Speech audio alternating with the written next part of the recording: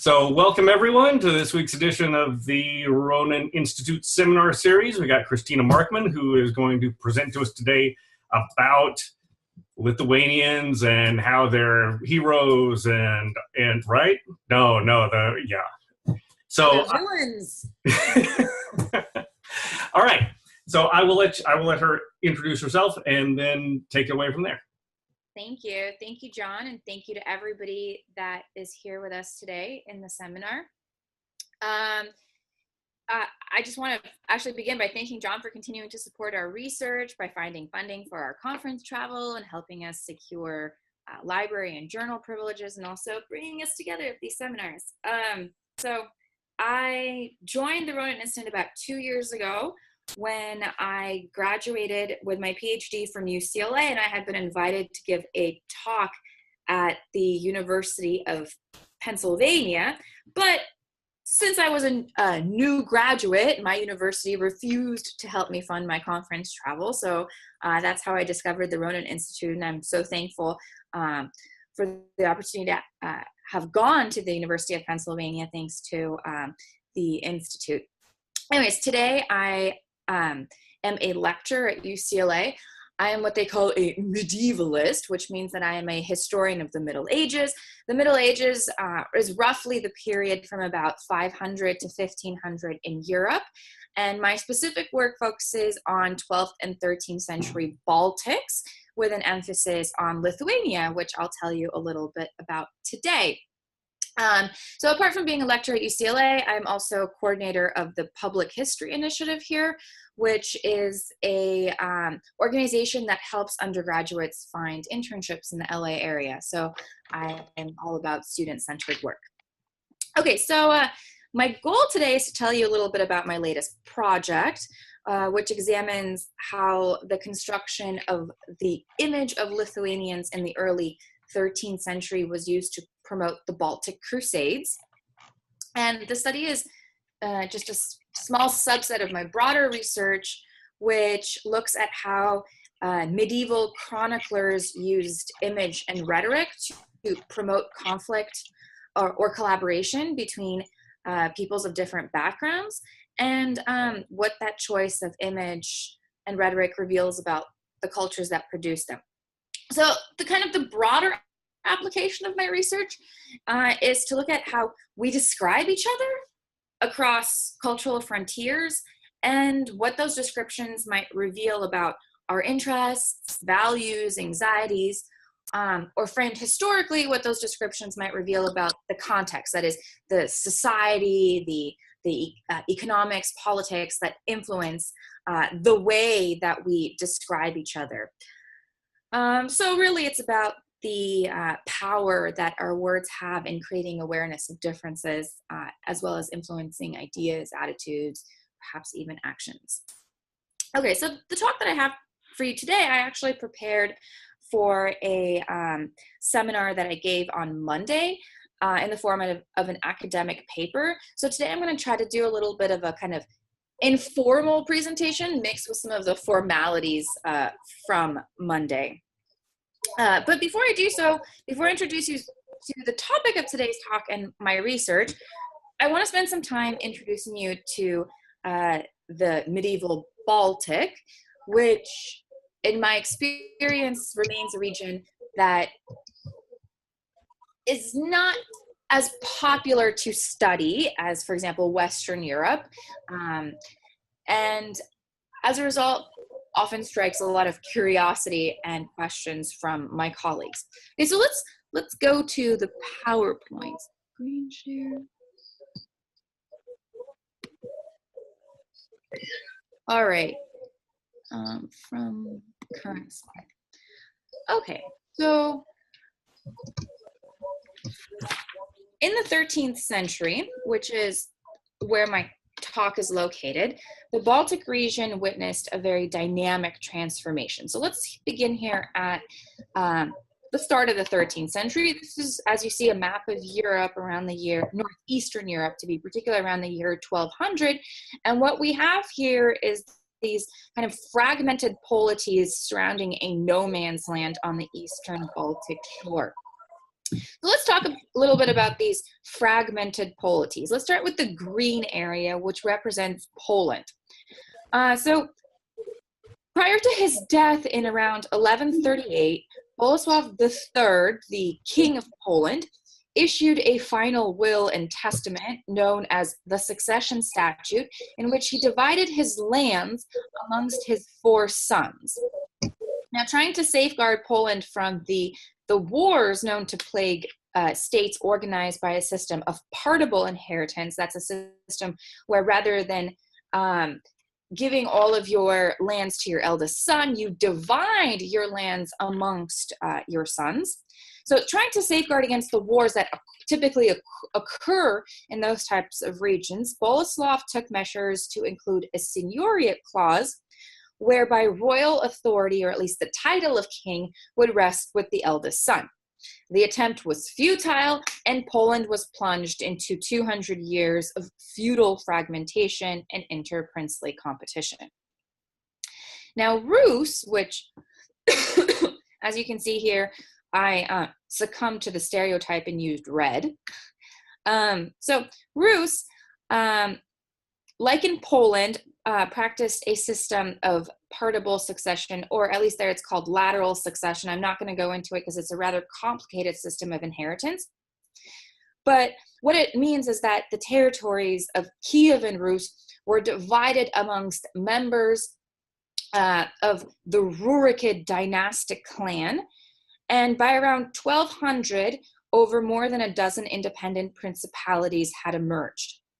Although Kiev remained the political and cultural heart of what we today call All Rus, already in the 12th century, All Rus was really nothing more than an ethno-cultural designation used to identify the ecclesiastical jurisdiction of the metropolitan of All Rus, whose see was in Kiev. So the princes of these newly established political territories, they constantly fought each other for the coveted titles of Grand Prince of Kiev, later Grand Prince of Vladimir, and after that, Grand Prince of Moscow. And they also attempted to expand their territories at the expense of their neighbors, who were typically also their fathers, brothers, and cousins. And in these dynastic rivalries, it precipitated ever-shifting alliances, not only with other princes within Rus, but also with foreign leaders, including, in fact, the Lithuanians and later even the Mongol Khans. So, interestingly, though, in their scramble to outmaneuver their neighbors for more territory, the Polish and Russian princes paid really little attention to the lands and the peoples of the Baltic region. In fact, it was noted by some later missionaries, including Henry of Livonia, who was a historian and priest that came to the Baltics as part of the German mission, which we'll talk about in a little bit. He wrote, "It is indeed the custom of the Russian kings not to subject whatever people they defeat to the Christian faith, but rather to force them to pay tribute and money." So basically what this means is that although the Russians and the Poles had contact with the Baltic peoples, they really only raided them ever so often for loot. They collected tribute, but the region remained little more than this kind of raiding ground and a kind of what I originally called no man's land to the rest of Europe. Okay, so how about the West? We've talked about Poland and Rus. What about the West? So missionaries and traders from the West, including Denmark, Sweden, the Holy Roman Empire, had contact with the peoples of the Eastern Baltic since as early as the 11th century, but the contact was also very minimal. Harsh weather conditions and dense forests made the terrain particularly difficult to traverse, and due to a low concentration of salt, the Baltic Sea would freeze annually, forming a thick layer of ice that would limit maritime access. Last time I was in Riga in Latvia, I remember driving out to the Baltic Sea and like the beach was covered with snow. So I walked out past the snow onto the frozen Baltic and had an opportunity to stand on a frozen wave. It was negative 30 Celsius, or in Fahrenheit, which I recently did the conversion, that's negative 22 Fahrenheit. And the waves, as they're coming in and overlapping each other, they'll freeze, forming these kind of undulating ice sculpture kind of formations, I would say, and you can walk out into the sea and stand on top of them. Okay, so the sea would freeze annually, but when the ice is thawed, the ground would become wet and swamp-like, making it very difficult to travel, especially on horseback. So these environmental challenges deterred even the most hopeful traders and missionaries, who rarely penetrated further inland than the coastline, usually having to return home before the frost. All right, so who were the people that inhabited this no man's land region that I've been talking about? The so-called Baltic pagans who lived in these lands were predominantly an agrarian people with a myriad of different rituals and practices, despite the monolithic terminology, pagan, which was used by Europeans to describe these people in the Middle Ages and is still used by us today. The Baltic pagans fall roughly into three linguistic families: Baltic, Eastern Slavic, and Finno-Ugrian.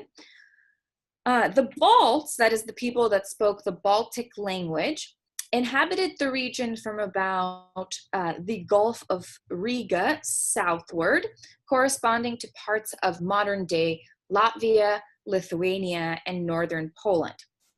Medieval ethnographers divided some of these people into further subcategories. So if we zoom in on the region on the next slide, you can see, for example, the Prussians, which are in the south, corresponding to what is northern Poland, were divided by medieval ethnographers into further subcategories, such as the Pomeranians, Warmians, Sambians, and so forth. The Lithuanians lived in the region just a little bit further north and were likewise split into two major categories by linguistic similarity: the Aukštaitijans and Žemaitians. And like the rest of the peoples of the area, for all intents and purposes, up through the end of the 12th century, the Lithuanians were just another agrarian peoples of this Baltic area. Okay, so as I said at the beginning of my talk, during the 13th century, this region witnessed a rapid change, giving rise to new political and legal territories, perhaps the most significant being the development of a recognized Lithuanian state. So here is a map of northeastern Europe in around 1265. That's about 65 years since our previous map. And what you might notice here is that we have a gigantic yellow Lithuanian territory, and it is bordered by the Teutonic Order, or something we refer to as the Teutonic Order state. Okay, so how did all of this happen in about 65 years? So it is generally accepted by scholars that the Teutonic Order's Baltic presence placed pressure on local Lithuanian princelings, who began to take steps towards political consolidation in order to defend their lands from Western colonization. So given the scant availability of sources, it's really difficult to deny or confirm whether the military and political presence of the Knights sped up the process of Lithuanian state formation. So for our purposes, I'm going to leave aside that argument, and let's look a little bit at the Teutonic Order, how the Teutonic Order state came to be and what it meant for the local populations. So the Teutonic Order, or the Teutonic Order state, as we refer to it today, is that purple territory that is, as you can see, geographically divided by a region of Lithuania that jets out towards the Baltic Sea. From about the beginning of the 13th century until 1410, so for about a period of 200 years, when a Polish-Lithuanian army defeated the Teutonic Knights in the decisive Battle of Grunwald, Lithuania's history was largely tied to unrelenting conflict with the Teutonic Order. The knights first arrived in the Baltic in the year 1226 by invitation of Duke Conrad of Mazovia. So Conrad was the Duke of that light green region. I wonder if I can use an arrow. Yeah, okay, this light green region right here in northeastern Poland. For about 20 years, Conrad had been locked in war, I should say, troubled by regular raids of the pagan peoples of Prussia. So in order to defend his lands, Conrad reached out to the Teutonic Order, appealed to them for help, and invited them to come to Masovia, settle on Masovia's northern frontier, and he even granted them use of any forts or castles he had in his northern borderlands. So in 1226, the Teutonic Knights arrived in Masovia, and for about the next 20 years, for about the next 2 decades, they steadily moved northward, conquering parts of Prussia, which at that point was still the no man's land that we saw in the previous slide, where they constructed several forts, including, as you can see there, the forts of Thorn, Redden, Marion, Vetter, and Elbing. Now, if you look here, you see that we have the river access that goes to the Gulf of Gdansk and extends south into Poland, connecting with the Vistula River that goes down to Krakow. So you can see how the Polish dukes, who by the way at this point are still fighting each other, even though they're all kind of brothers and cousins, were really unhappy with the Teutonic Knights because their forts cut river access to Poland. And as you guys probably know about systems of tariffs and taxations, each of these areas would charge a fee when goods would travel down the river to Poland or up the river from Poland to the Baltic Sea, where they would be traded with other territories in the Baltic lands. Okay, the order's privileges in that region were secured by 2 documents. The order couldn't depend on the Polish dukes, especially the dukes of Mazovia, to allow them to stay in that region. So what the order did is they reached out to the Holy Roman Emperor and to the Pope and received 2 documents. The Golden Bull of Rimini, issued by Emperor Frederick II, and the Papal Bill of Rieti, issued by Pope Gregory IX. These 2 documents confirmed the order's legal claims to the lands of Prussia, meaning the order would now be able to settle in those lands and have complete magisterial, or I should say secular authority in the region. And the second document, that is the Bull of Rimini, issued by the Pope, placed the knights under the direct jurisdiction of the Holy See, meaning that the Teutonic Knights would not be subject to any other religious authorities in the region and would answer directly to the Pope.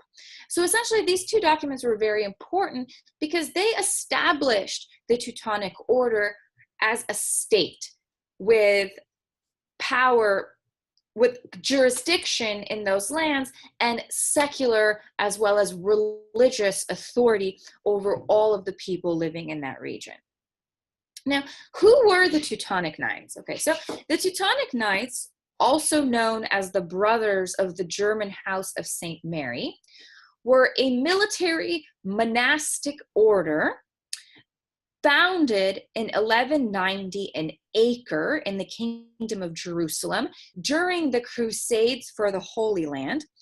And their original purpose was to aid or protect pilgrims traveling from Europe to Jerusalem.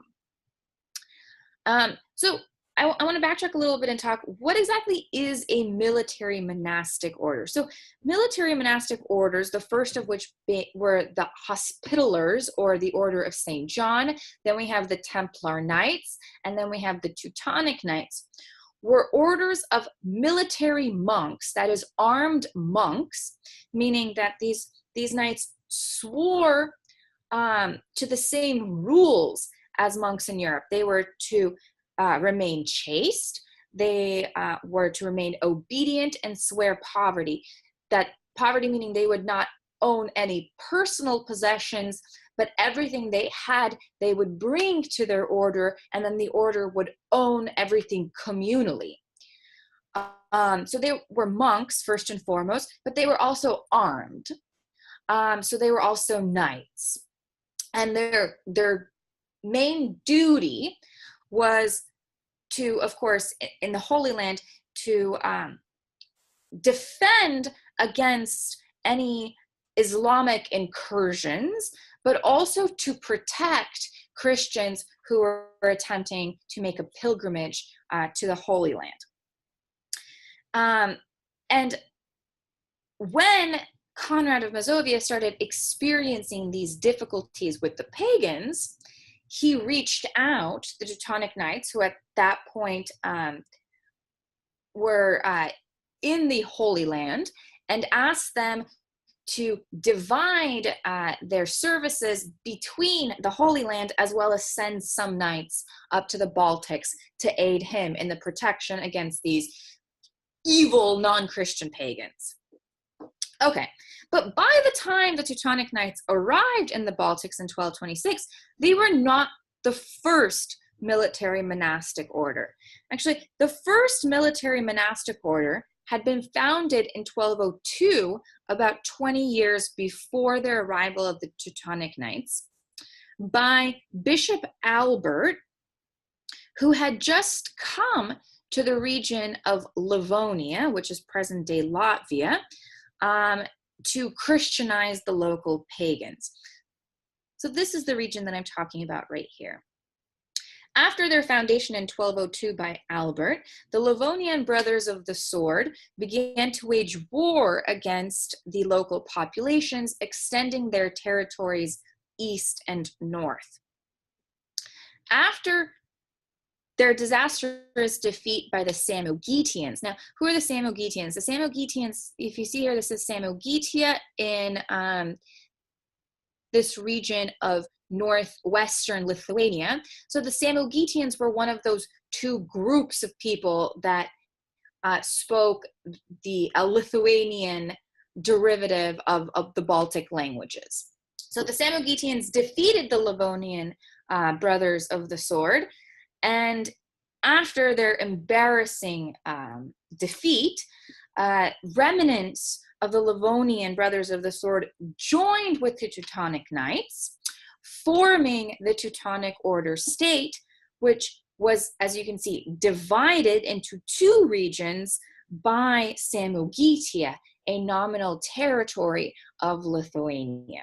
Now, by the stipulations of this new union, the Livonian branch of the Teutonic Order would remain semi-independent and conduct its own military operations against the pagans. It was headed by the Livonian landmaster, who, at least in theory, was obligated to report directly to the Grand Master in Prussia. But as you can imagine, he didn't, which obviously caused a lot of conflict even within these two different territories of the Teutonic Order state. Apart from being separated by Lithuania and having these two separate Grand Masters that essentially did whatever they wanted in their independent region, the order also had to share territory with the church. Each region had 4 bishoprics. In Prussia, the bishoprics controlled 1/3 of the land. In Livonia, the bishoprics controlled 2/3 of the land and were entitled to 1/4 of the tithe collected in the order's lands. In 1255, Riga is in the northern portion of the Teutonic Order. So if I can use my arrow, this is Riga right here. Riga was elevated to the status of an archdiocese. That means that the Rigan bishop became an archbishop with jurisdiction over all 8 sees of Livonia and Prussia. The struggle between the Grand Master of the Teutonic Order, his supposed subordinate, the Grand Master of the Livonian Order, the Archbishop of Riga, led to a ceaseless war of swords and words. The situation was further complicated as more and more towns in the order's land received the privileges of German town law. To receive the privileges of German town law, cities in medieval Europe would appeal either to the king or to the emperor. In the case of the Teutonic Order, they would appeal to the Holy Roman Emperor, who was the one that had originally issued the land grant to the order. And when the citizens, that is, the burghers of the city, received German town law, they would also receive... Poczekaj chwilę. Sorry? Sorry? Should I continue? Carry on. I think we're okay. Okay, carry on. Okay.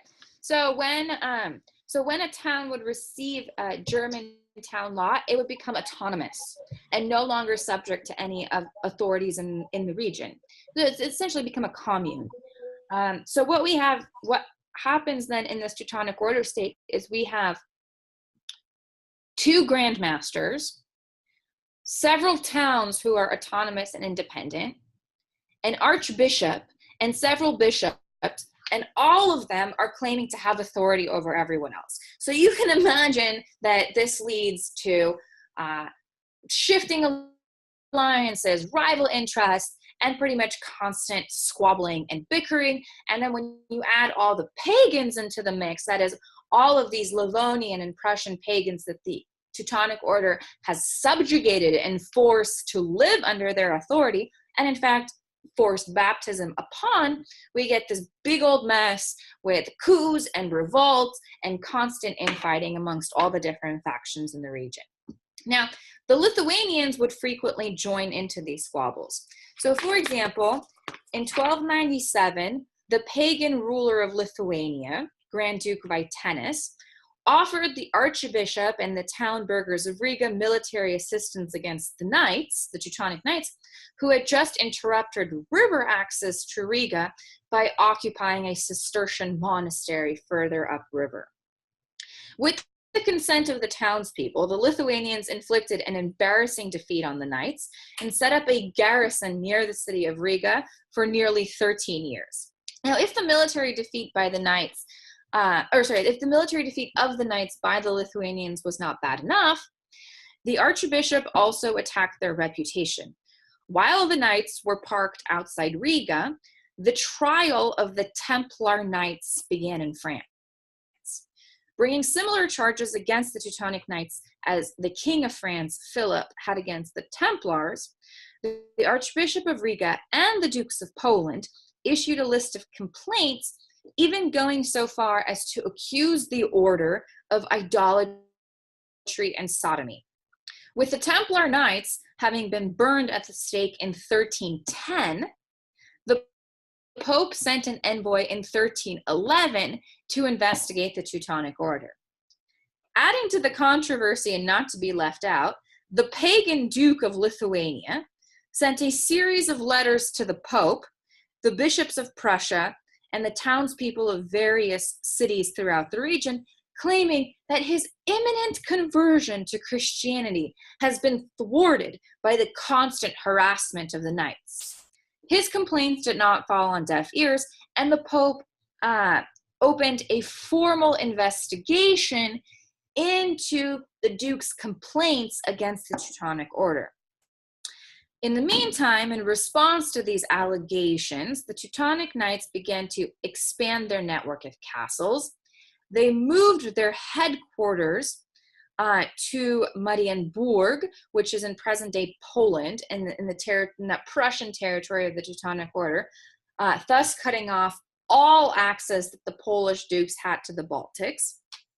They also issued their own list of defamations against the Archbishop and the Lithuanians, and they began to produce Chronicles, celebrating the order's victories against pagan aggressors. Okay, so let's return to Lithuania, since this talk is actually in Lithuania, not the Teutonic order. As I have already hinted at, here, let's look at this map again. As I've really hinted at, Lithuania was a territory recognized by both Europe and Rus as ruled by a single ruler, respectively referred to as the Grand Duke or the High Prince. Yet this territory remained in the eyes of Europe and Rus a pagan land. So what do I mean by Lithuanian paganism? As you can see on this map, given Lithuania's enormous land expansion into territories of Rus, it is reasonable to assume that already in the 13th century, the Eastern Slavic population, that is the Orthodox or the population that followed the Greek rite, far outnumbered the pagans. One Lithuanian historian has illustrated this in his work by claiming that the Lithuanians became more and more like an island in a Slavic sea. Now, since the dukes had also opened Lithuanian lands to Western missionaries and traders as early as the 13th century, and we have a noted Franciscan presence in the Grand Ducal court, we can also assume that a substantial portion of the population followed the Latin rite. So what I'm telling you here is that by the 13th century, when Lithuania is expanding, the pagan population of Lithuania is actually very small, because most of the people that the Lithuanians are conquering follow Orthodoxy or the Greek tradition, the Greek Christian tradition. And also Lithuania has completely opened its borders to Western missionaries and traders. And of course, Western missionaries and traders follow the Latin rite or the Catholic Church. And they have come into Lithuanian lands. Some of them have even settled in Lithuania. So why is Lithuania then pagan? Because although it has a substantial Christian population that is both Greek and Latin, or I should say Orthodox and Catholic, the dukes remained staunchly pagan. Therefore, Lithuania was seen and referred to by both Europeans and Russians as a pagan territory. Moreover, its Lithuanian paganism gave the fact that it remained pagan gave the Teutonic order its reason to be. The Teutonic knights presented themselves as commanded by God to courageously wage war against the Lithuanians in defense of Christianity. And so the history of Lithuania was intimately tied to this unremitting war, or what we might call an unremitting crusade, again, with the Teutonic knights. Okay, so the wars or the crusades with the Teutonic knights did very little to stem Lithuania's territorial expansion. If we look at the next map, so you can see the expansion of Lithuania here. I'm going to do that one more time. The yellow territory grows significantly. So by 1345, when my research ends, because the contemporary chronicle record from Russia ends, Lithuanian territory has grown to encompass Kiev and pose a threat to Tatar suzerainty and Rus. That it's posing a threat that is to the Mongols or the Golden Horde. I can show you some other maps, which is this is a recreation of Lithuania's growth from about 1200 to 1330. Here's 1200, 1270, 1330. And this is really by no means the final size of Lithuania. By 1345, they conquered Kiev, just down below in the south. They continued to extend until the Black Sea. So here is the size of Lithuania around 1400. In 1362, Lithuanian Grand Duke Algirdas defeated the Mongols, the Tatars that is, at the Battle of Blue Waters. In 1368 and 1372, he sacked Moscow, When his son Jagela became Grand Duke in 1377, he became ruler of the largest realm of any European state at that time, and with this realm extending from the Baltic to the Black Sea.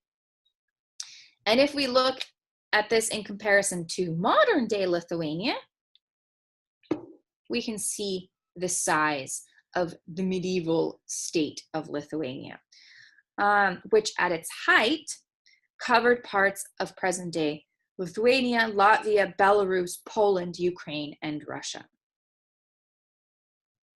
Okay, so what happened?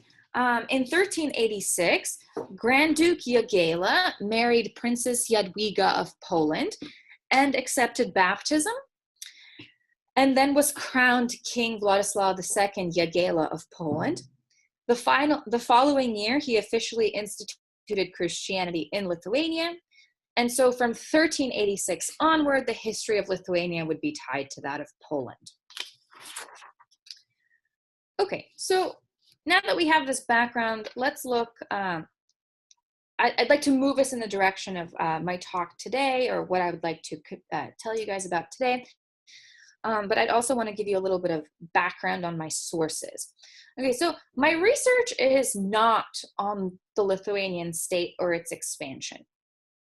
Rather, I study the ways in which the Teutonic Order and the principalities of Rus portrayed Lithuania at this very unusual moment in European history, when a pagan polity was quickly becoming a formidable player in the political, economic, military, and even religious affairs of Europe and Rus. And the question that most interests me is, what do these foreign representations of Lithuania reveal about the cultures that produce them? My sources, this is my general sources that I use in my broader research. It's chronicles from the Teutonic Order in Rus. Both areas had a very vibrant chronicle tradition. Today, I would like to talk to you about a particular text, that is the Chronicle of Peter of Duisburg, the Chronicle of the Prussian land. Okay, so completed in 1326, Duisburg's Chronicle of the Prussian land represents what has been termed by modern historians the most important monument of Teutonic historiography. According to the colophon, the work was prepared for Werner von Orselm, the Grand Master of the Teutonic Order from 1324 to 1330, for the expressed purpose of documenting the wars, quote, carried out triumphantly by the brethren of the order. Duisburg's chronicle is believed to be the first official commissioned history of the Teutonic Order. And although the chronicle consists of 4 books, thematically we can divide the work into 2 parts. One is a detailed history of the order from its foundation in the Holy Land to the creation of the Teutonic Order state via the subjugation of the local populations of Prussia and Livonia. And 2, an account of the order's ongoing wars against the last enemies of Christianity, the evil pagan Lithuanians. So insofar as the order records insofar as the chronicle records the order's victories and exploits, it also serves as a ideological self-affirmation of the order's status and activities in the Baltic. The central theme of the chronicle is the impossibility of peace between the Christians and the pagans. And this is really not surprising, because the text was written at a very precarious time in the order's history.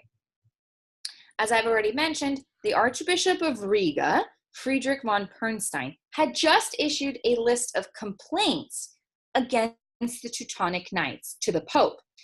The Pope, Clement V, was not shy in dealing with crusading orders, as he had just permitted the trial and execution of the Templar Knights.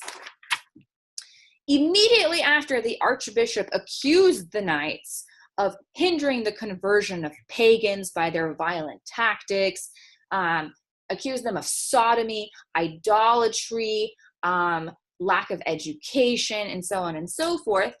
Immediately after that, the Pope sent an inquisitor, Francis, to Riga to investigate the charges levied against the knights.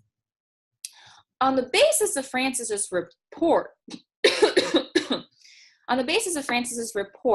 which positively confirmed that excess violence had not only caused many pagans to apostatize, but joined the Lithuanians in military retaliation, Clement excommunicated the order for 1 year and imposed an interdict on its lands. I can explain excommunication and interdict later if you guys are interested.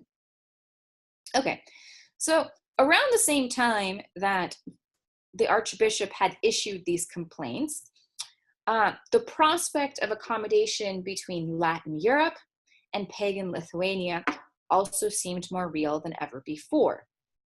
In 1322, as you can see right before this chronicle was written, the Grand Duke Gediminas, that is the pagan ruler of Lithuania, sent a letter to the Pope in which he promised to obey the Pope as do other Christian kings, provided that the Pope assist him in subduing Lithuania's, quote, torturers. Of course, that being the Teutonic Knights. The following year, Gediminas, the same pagan duke, sent a letter to the bishops of various Baltic cities, as well as to the Danish viceroy and the archbishop and the citizens of various towns in the Baltic, in which he detailed the offenses of the Teutonic Knights against the Lithuanians, claiming that the only reason why the Lithuanians continued to wage war against Christians is because the Teutonic Knights are invading their territory and causing excessive harm. By corroborating his complaints against the Teutonic Order with the Archbishop and the citizens of Riga, Gediminas presented pagan Lithuania as a Christian ally. In the meantime, referring to Gediminas as a, quote, magnificent man, the Pope wrote the Grand Master of the Teutonic Order, ordering the knights to come to their senses and stop molesting, damaging, and inflicting injury on Gediminas and the people of his kingdom. This was a problem for the Teutonic Knights. The Pope's sympathetic attitude towards Gediminas and the Lithuanians, as well as his inclination to believe accusations brought against the knights, struck at the very foundation of the order's reason for existence. Crusading ideology, built upon the fundamental division between Christian and non-Christian, good and evil, dictated the necessity of an enemy ignorant of the truth and inherently destructive to Christianity. The original targets of the Baltic Crusades, that is, the Prussians and Lithuanians, had already been subdued, baptized, and lived under the administration of the order state. To ensure the survival of their mission, the knights therefore needed an enemy. By dividing the world into two camps, one of moral excellence and the other of moral reprobation, Duisburg's Chronicles set to restore the order's reputation and define a program of struggle against a shared enemy of the faith. His work confirmed that the killing of Lithuanians and devastation of Lithuanian lands was necessary to achieve the common goal of eradicating evil for the glory of God. Duisburg's Chronicle thus masterfully blends theology, history, and contemporary European ideals to defend the order's mission of conversion and colonization. His chronicle seemingly reconciles, therefore, the European values of faith in God, that is the Christian values, and the values of chivalry, that which are rising at the very time that Duisburg was writing the chronicle. So to conclude my talk, I want to give you one example of how Duisburg blends theology and chivalry, thus defending the mission of the knights, that is the crusade against the Lithuanians, as well as appealing to audiences across Europe. So let's look at this one example. I chose this example because I think it's extremely entertaining. Okay, so in the same year, 1290, around the feast of the Ascension of the Lord, Brother Ernico, commander of Ragnit Castle, by order of the master, set out by boat to Lithuania, wishing to find out some news. He had with him Brother Johann from Vienna and 25 armed men.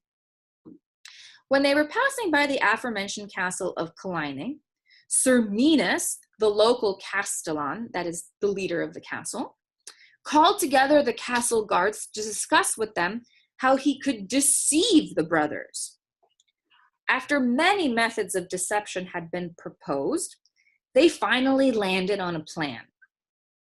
That one of them, who knew the Polish language, would dress in women's clothing, stand on the banks of the Nemanus River while the knights passed, and request that he be brought aboard the ship and freed from pagan captivity.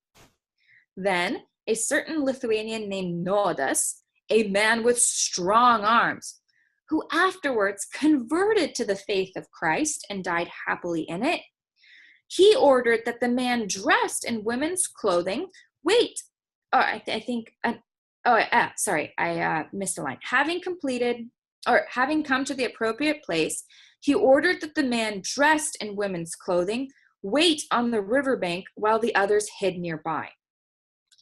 Not long after, when the commander, having completed his task, approached that miserable traitor, began to cry out in a feeble voice and beg the knights to bring him aboard the ship and liberate his soul, redeemed by the blood of Christ from servitude to the devil. After he heard this, Brother Ernico, moved by compassion, approached the shore, and at once, seizing the ship, the cross-dresser held it firmly. Then he called his companions, and they attacked the knights and killed all.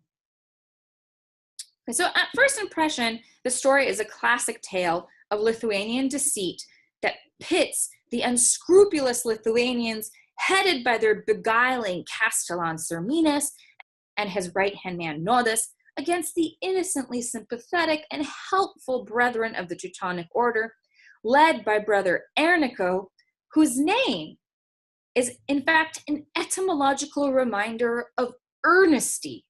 That is one of the qualities that the order says it possesses.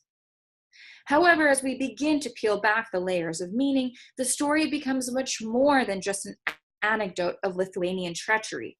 It is a didactic tale that showcases Duisberg's deep knowledge of the Bible, 14th century cultural ideals, and his subtle yet potent defense of the order's crusading methodology and colonization of the Baltic region. To begin, the report of Lithuanians going so far as to cross-dress in order to entrap the knights is more than just an affront to the rules of war and martial honor. Given Duisberg's acute knowledge of the Bible, especially the Old Testament, as demonstrated by his use of quotations, allusions, and other form of intertextuality elsewhere in the Chronicle, it could be argued that even in this example, Duisberg is intimating a biblical reference. Deuteronomy 22:5. The woman shall not wear that which pertaineth unto a man, neither shall a man put on women's garment. For all that do are an abomination unto Lord thy God. The condemnation for misusing clothing to lead astray is also present in St. Augustine, St. Aquinas. Whoever uses outward things in such a way as to exceed the bounds observed by the good people is guilty of sin. It is sinful for a woman to use male clothing or vice versa. The influence of the patristic fathers, that is, these early biblical interpreters or theologians, whom Duisberg references throughout the Chronicle, renders the story of Lithuanian cross-dressing not only a tale of deception, but more importantly, a tale of Lithuanian sin. Not only are the Lithuanians willing to use ignoble tactics, but they are sinful and therefore require the Teutonic knights to punish them for their sin. Duisberg's account of how the Lithuanians planned their trap by gathering an assembly to consider various ways in which they could mislead the knights adds a second layer of caution for the reader. Not only are the Lithuanians able and willing to use deception, but they are also well aware of the values of the order, which they manipulate to their own ends. This is perhaps why Duisberg regularly refers to the Lithuanians as latrunkuli, or bandits, implying that their conduct is unpredictable and intended to cheat and defraud for personal gain. The image of deceptive Lithuanians secretly planning to take advantage of the order's upright morality is strengthened by juxtaposition to the sincere and credulous knights who set out on the river not to inflict harm or conduct any covert operations, but simply to complete a mission of reconnaissance for news on an undisclosed matter. It is only because of their mercy that the knights fall victim to Lithuanian treachery. Like Christ in the story of Mary Magdalene or the Samaritan woman at the well, the knights have little inhibition about helping a defenseless woman. The cross-dresser knows exactly what to say to lure the sympathetic brethren. He shrewdly begs the brothers to liberate his soul, redeemed by the blood of Christ, from servitude to the devil. The knights have no choice but to follow their credo of imitatio Christi, which means imitation of the life of Christ, and approach the shore to free the despondent woman from demonic possession. Yet if we look further, the story is more than a demonstration of the order's upright actions. This story draws on the classic chivalric motif of a damsel in distress saved by the gallant knight. At the time that Duisberg was writing, chivalric ideals, including gentleness and graciousness to women, had been popularized by epic poetry and tales of courtly love. Duisberg was not shy about including stories of knightly victories in honor of pious Christian women, thus demonstrating how the Baltic Crusades are not just a theater of just war, but also chivalric expression. Moreover, whether saving a damsel or a group of Christian ladies, the knights were always fighting in the name of a woman, Mary, under whose protection they had placed themselves as the brothers of the German house of Saint Mary, and in whose honor they continued to convert the Baltic pagans. By rendering the order's war both Christian and chivalric, Duisberg appealed to a wide audience, both monk and knight, whom he called upon to support the Teutonic monk knights. His account of the ongoing wars is steeped in layers of symbolism that portray the Lithuanians as much more than resilient opponents, strong enough to grab and hold on to a boat full of knights. His texts present the Lithuanians as cunning enemies of Christ and knightly honor, who know how to deceive the faithful and therefore pose an existential threat to Christendom. It is via this multi-layered image of Lithuanians in juxtaposition to the knights that Duisberg defends the order's crusade. He presents the Lithuanians as instigators of violence and the knights as avengers of injustice. He proves that the knights in no way preclude conversion, as even the most vile Lithuanian, such as Nodas, is welcomed and praised by the knights when he chooses to receive baptism.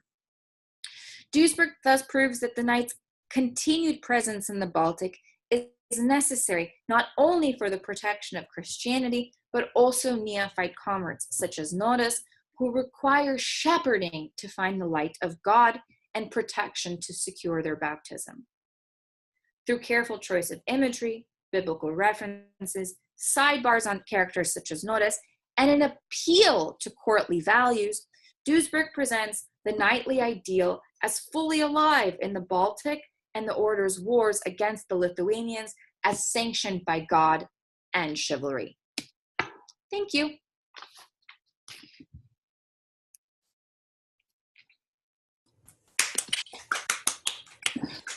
Thank you.